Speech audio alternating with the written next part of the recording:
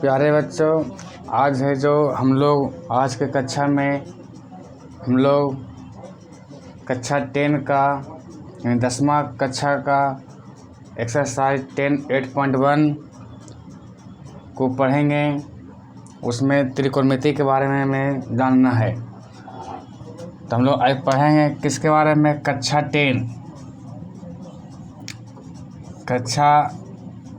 10 का जो NCERT book है, NCERT बुक जो है उसका एक्सरसाइज 8 का पढ़ेंगे। इसमें पढ़ना है हम लोग को त्रिकोणमिति। क्या पढ़ना है? त्रिकोणमिति। तो त्रिकोणमिति के बारे में हम लोग आज पढ़ेंगे। तो त्रिकोणमिति को पढ़ने से पहले हम लोगों को त्रिकोणमिति का जो महत्वपूर्ण जो सूत्र है, फार्मूला है, उसके बारे में जानेंगे। और उस सूत्र को जानने से भी पहले जानना ज़रूरी है पाइथागोरस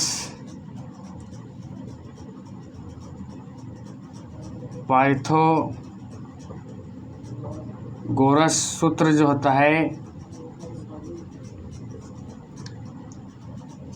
पाइथागोरस सूत्र में है जो क्या है, देखिए, इसको बोलते हैं कर्ण, इसको बोलते हैं लंब, इसको बोलते हैं आधार। ये आपका हो गया कोण। जो 90 डिग्री बनता है, जो त्रिभुज के तीनों, इसमें एक चीज़ आप जान लीजिए, त्रिभुज के तीनों कोणों का एक होता है 180 डिग्री, जिसमें से एक कोण होता है 90 डिग्री का और बाकी दो होता है बराबर। जो समद्विबाहु त्रिभुज है, समद्विबाहु त्रिभुज का मतलब होता है कि दो भुजा एवं दो कोण बराबर।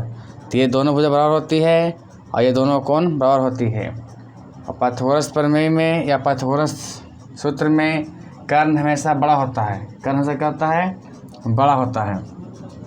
तो इसका फार्मूला होता है कर्ण बराबर, कर्ण को इंग्लिश में बोलता है हाइपोटेनस, क्या बोलते हैं? इसको H से इंडिकेट करते हैं। लंब को इंग्लिश में बोलते हैं परपेंडिकुलर, जिसको P से इंडिकेट करते हैं। आधार को बोलते हैं बेस, जिसको B से इंडिकेट करते हैं। तो हम लंबा नाम नहीं लिखेंगे बल्कि शॉर्ट नाम लिखेंगे कि H बराबर मतलब क्या था? कर्ण। कर्ण का फॉर्मूला होता है √ लंब स्क्वायर प्लस आधार स्क्वायर, है ना। तो लंब को इंग्लिश में बोलते हैं कुछ P, तो P का स्क्वायर प्लस आधार को बोलते हैं B, तो B का स्क्वायर। यानी कर्ण बराबर फॉर्मूला होता है √ लंब स्क्वायर प्लस आधार स्क्वायर। इंग्लिश में बोलेंगे तो H बराबर √ P square plus B square. यानी H जो होता है सबसे बड़ा होता है। लंब और आधार को जोड़ने पर H की प्राप्ति होती है। जब H निकालना हो तो दोनों को जोड़िए, और जब मान लिया जाए कि लंब निकालना हो तो कर्ण में से आधार घटा दीजिए, आधार निकालना हो तो कर्ण में से लंब घटा दीजिए। यानी सिर्फ H निकालना हो, कर्ण निकालना हो तो लंब और आधार को जोड़ दीजिए, आधार निकालना हो यानी कि B निकालना हो तो √ बड़ा का में से छोटका को घटा दीजिए, H square minus P square. अगर P निकालना हो तो √ H square minus B square, है ना। तब देखें, यदि आप है जो B निकाल रहे हैं तो कर्ण में से लंब को हटा दीजिए, अगर लंब निकालना है तो कर्ण में से आधार को माइनस कर दीजिए। यही आपका सूत्र है। किसका? पाइथागोरस का, पाइथागोरस सूत्र का। इसके बाद हम लोग इस जगह पर जाना जरूरी है, क्योंकि हम लोग इस जब फॉर्मूले की बात करेंगे तो H P B की बात होगी, चर्चाएं होगी उस पर। तो H का मतलब क्या होता है? हाइपोटेनस, जिसका हम बोलते हैं हिंदी में कर्ण। B का मतलब होता है बेस, जिसको हिंदी में बोलते हैं आधार। P फॉर मतलब होता है परपेंडिकुलर, जिसको हिंदी में बोलते हैं लंब। अब इसका ज़्यादा विशेष चर्चा नहीं करेंगे, क्योंकि ये सब आप है जो और पिछले क्लास में आप है जो 6-7 क्लास में आप लोग पढ़ चुके होंगे। तो यहाँ पे विशेष चर्चा उसके बारे में करने की ज़रूरत नहीं है। हम लोग बात करेंगे त्रिकोणमिति का, है ना। किसका करेंगे? त्रिकोणमिति का। त्रिकोणमिति को बोलते हैं इंग्लिश में ट्री ट्रीगोनोमेट्री क्या बोलते हैं? मेट्री क्या होता है? ट्रीगोनोमेट्री, है ना। तो ट्री का मतलब होता है तीन, ट्री का मतलब क्या होता है? तीन। गोनो का मतलब होता है भुजाएं, क्या होता है? भुजाएं। मेट्री का मतलब होता है मापना, मेट्री का मतलब क्या होता है? मापना। यानी तीन भुजाओं को क्या करना है? मापना है। तीन भुजाओं को मापना ही त्रिकोणमिति कहलाता है। त्रिकोणमिति में 6 जया होता है।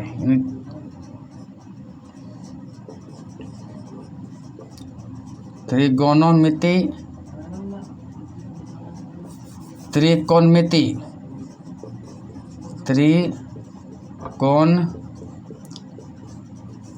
में 6 आपका जया होती है। क्या होती है? 6 जया यानी 6 इसका नाम होता है, जिसमें एक का नाम है साइन, दूसरा का नाम होता है कॉस, तीसरा होता है टेन, चौथा होता है कॉट, पांचवा होता है सेक, छठा होता है कोसेक। ये हो गया आपका पहला, ये हो गया दूसरा, ये हो गया आपका तीसरा, ये हो गया आपका चौथा, ये हो गया आपका पांचवा, ये हो गया आपका छठा। त्रिकोणमिति को पढ़ने से पहले, उसकी फार्मूला को जानने से पहले आपके 6 नाम को आपको याद करना पड़ेगा। ये 6 नाम को आपको ध्यान में रखना पड़ेगा। उसके बाद हम लोग पढ़ेंगे कि साइन थीटा। थीटा, तो थीटा का मतलब होता है कोण। जान लीजिए थीटा का मतलब क्या होता है? कोण। थीटा का मतलब क्या होता है? कोण, है ना। तो पहला फॉर्मूला में हमको याद करना है कि साइन थीटा बराबर फॉर्मूला क्या होता है? कॉस। दूसरा में पढ़ना है कॉस थीटा का फॉर्मूला क्या होता है? तीसरा में पढ़ना है टेन थीटा का फॉर्मूला क्या होता है? चौथा में कॉट थीटा बराबर क्या होता है? पांचवा में क्या होगा? Sine cos tan cot. पांचवा हो गया सेक थीटा। छठा में हो गया कोसेक थीटा। क्या हो गया? कोसेक थीटा, है ना।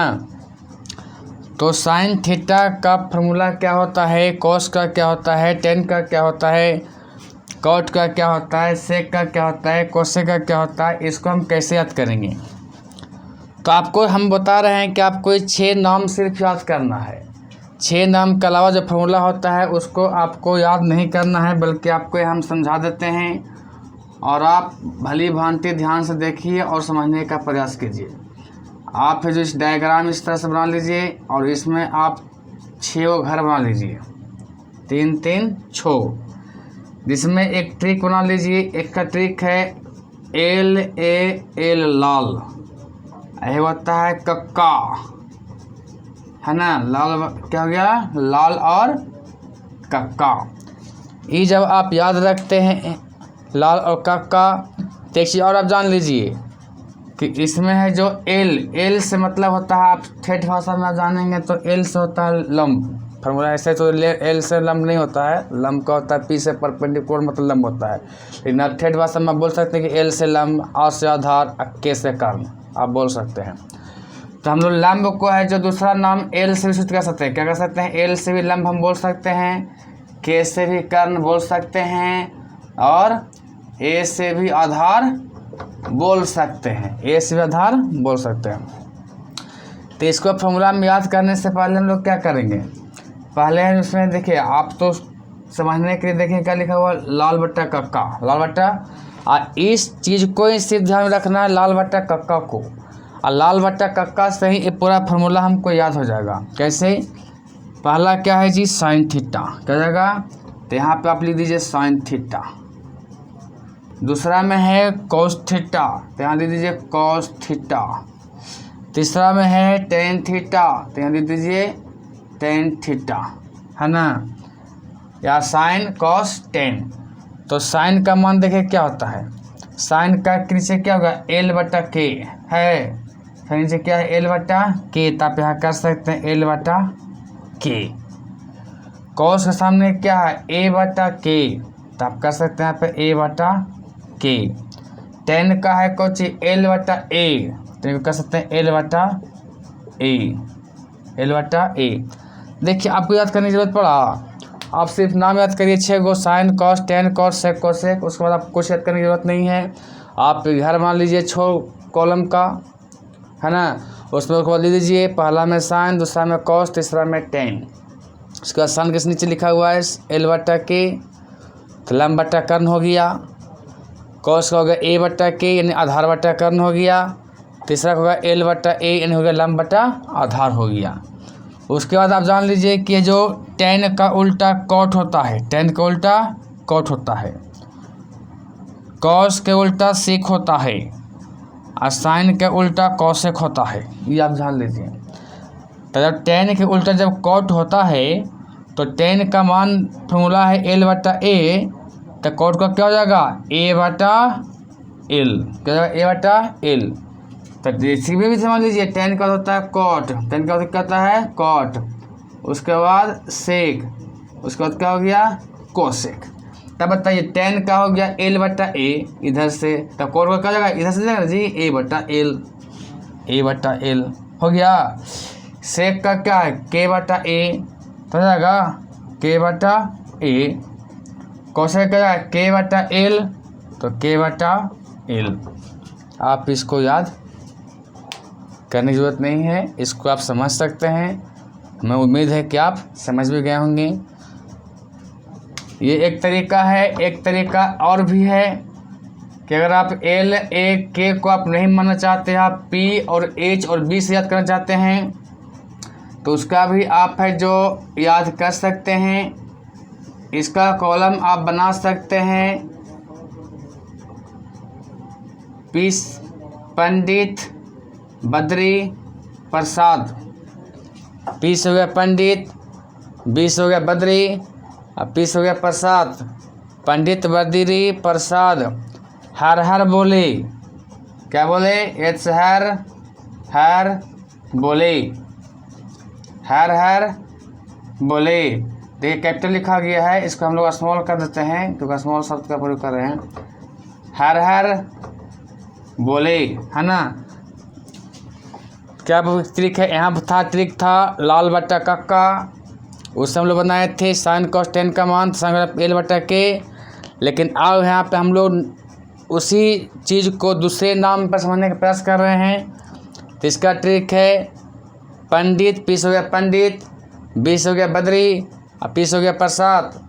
पंडित बद्री प्रसाद, और जहाँ पंडित रहेगा और बद्री रहेगा, तो पंडित रहेगा तो क्या बोलेगा हर हर बोले, क्या बोलेगा तीनों मिलकर क्या बोल रहा है हर हर बोले। तो इससे क्या हो गया हर हर बोले। अब इस पर फिर वही नाम बैठा दीजिए sine cos tan cot sec cosec. अब देखिए अगर हम लोग इस पर बात करते हैं तो साइन का क्या होगा पी बटा एच, क्या हो गया पी बटा, तो इसको उठाइए पी बटा एच हो गया। साइन से क्या हो जाएगा पी बटा एच, कॉस से क्या हुआ था एल बटा के हुआ था ना, तो एल से भी हुआ था लंबे, एल से लंब होता है ना जी, और पी से भी क्या होता है लंब ही होता है। के से क्या होता है कर्ण, एच से भी क्या होता है कर्ण। तो बताइए इधर से भी होगा लंब बटा कर्ण, इधर से भी होगा पी पर पेंडिकुलर मतलब लंब, एच पर होता है कर्ण, हाइपोटेनस मतलब होता है कर्ण। कॉस का क्या हो गया बी बटा एच, तो क्या हो गया बी बटा एच, तो बी बटा एच हो ना जी इसका जी। टेन के बाद पी बटा बी, पी बटा बी इसका हुआ ना जी। तो क्या फॉर्मूला वही है, सिर्फ नाम बदला गया है। साइन थीटा क्या हो गया पी बटा एच, कॉस बी बटा एच, टेन पी बटा बी। और जब इतना निकल गया तब इसको क्या करना उल्टा कर दीजिए, तो उल्टा क्या हो गया टेन का उल्टा क्या है कॉट, साइन का उल्टा क्या है सेक, साइन का उल्टा कितनी है कोसेक, क्या है कोसेक, समझ आ रहा है। हाँ तो कॉट का उल्टा क्या है बी बटा पी, अगर tan का है P/B तो कौन क्या जाएगा B/P, पीछे उलट दीजिए B/P। सेक का क्या है आपका cos का हो गया B/H, तो सेक का क्या जाएगा H/B। आप उसको आप उलट सकते हैं, उसको आप H/B देखिए ना, P/H तो क्या हो गया H/B। साइन का उल्टा होता है कॉसेक, साइन उल्टा कौन होता है कोसेक, तो साइन का P/H तो कोसेक क्या हो जाएगा H/P। मुझे उम्मीद है कि आप लोगों को ये फार्मूला समझ में आ गया होगा। और एक चीज़ और है जो आप लोग समझ लीजिए, उसको भी आज ही समझा देता हूँ। जैसे एक त्रिभुज है, इस त्रिभुज को आप मान लीजिए कि ABC है, तो आप त्रिभुज को आप सामने से देख रहे हैं, तो देखने से पता चल रहा है कि ये लंब है, ये आधार है और ये कर्ण है ना। लंब है, आधार है, कर्ण है। अगर थीटा का मान यहाँ रहेगा, थीटा यहाँ बैठाएंगे तो लंब ये होगा, लंब मतलब P, लंब मतलब P, लंब ए हो जाएगा, कर्ण ए हो जाएगा और आधार ए हो जाएगा, है ना। जब थीटा का मान C के पास बैठेगा, थीटा के पास मान C के पास बैठेगा, तो एक चीज़ आप ध्यान में रख लीजिए कि जहाँ पर जिस कोण पर थीटा का मान रहेगा, उस कोण के सामने वाली भुजा आपको लंब कहलाती है। क्या कहलाती है? जिस कोण पर, जिस एंगल पर थीटा का मान बैठाएंगे, तो यहाँ C कोण पर, C एंगल पर थीटा का मान बैठाए हैं, तो C कोण के सामने वाली भुजा कौन है? AB। कौन है? तो AB हो जाएगा लंब। तो AB जब लंब हो जाएगा तो BC आपका आधार बन जाएगा, BC का जाएगा आधार हो जाएगा। और कर्ण जो आपका तिर्यक रेखा जो है वो आपका कर्ण कहलाती है। वो कर्ण हमेशा फिक्स रहता है, कर्ण बदलता नहीं है। तो दिमाग में क्या रखना है कि थीटा का सामने वाला भुजा लंब कहलाता है, उसका दूसरा वाला आधार कहलाता है, और कर्ण तो फिक्स है। अगर थीटा का मान, दूसरे फिगर में देखते हैं, ये त्रिभुज है, यहाँ मान रखिए ABC, कर्ण तो फिक्स से बोले जिसका तिर्यक रेखा रहेगा, तिर्यक ऊंचाई या तिर्यक रेखा जो रहेगा वो आपका H कहलाएगा, कर्ण कहलाएगा। अगर यहाँ पे थीटा का मान आप A के पास रखते हैं, थीटा का मान कहाँ रखते हैं? A के पास रखते हैं, तभी हम क्या बोले थे कि जहाँ पे आप थीटा का मान रखिएगा उसके सामने वाली भुजा लंब कहलाती है। तो थीटा का मान A के पास है ना जी, तो A के सामने वाला भुजा क्या है? BC ना, तो BC आपका लंब कहलाएगा और AB आपका आधार कहलाएगा और AC कर्ण कहलाएगा। तो आपको बात समझ में आई?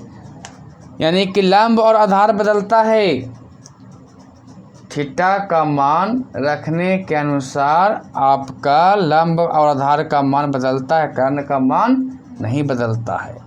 यानी जहाँ पे थीटा का मान रहेगा उसका सामने वाला लंब कहलाएगी, उसके अलावा एक भुजा जो बचेगी वो आधार कहलाएगी, और कर्ण तिर्यक ऊंचाई है जो कर्ण है ही। कोई दिक्कत? ये फार्मूला को समझने में किसी को दिक्कत है? मुझे उम्मीद है कि आप लोग को ये फार्मूला समझ में आ गई होगी, और इस फार्मूला को आप लोग है जो कॉपी पे नोट कीजिएगा, है ना, और समझने का प्रयास कीजिएगा। और अगला दिन है जो हम नेक्स्ट दिन चैप्टर स्टार्ट कर देंगे, मिटाने वालों का नेक्स्ट दिन चैप्टर है जो स्टार्ट कर देंगे। इस वीडियो में यहाँ तक ही रहने दीजिए, आप इसको समझने का प्रयास कीजिएगा।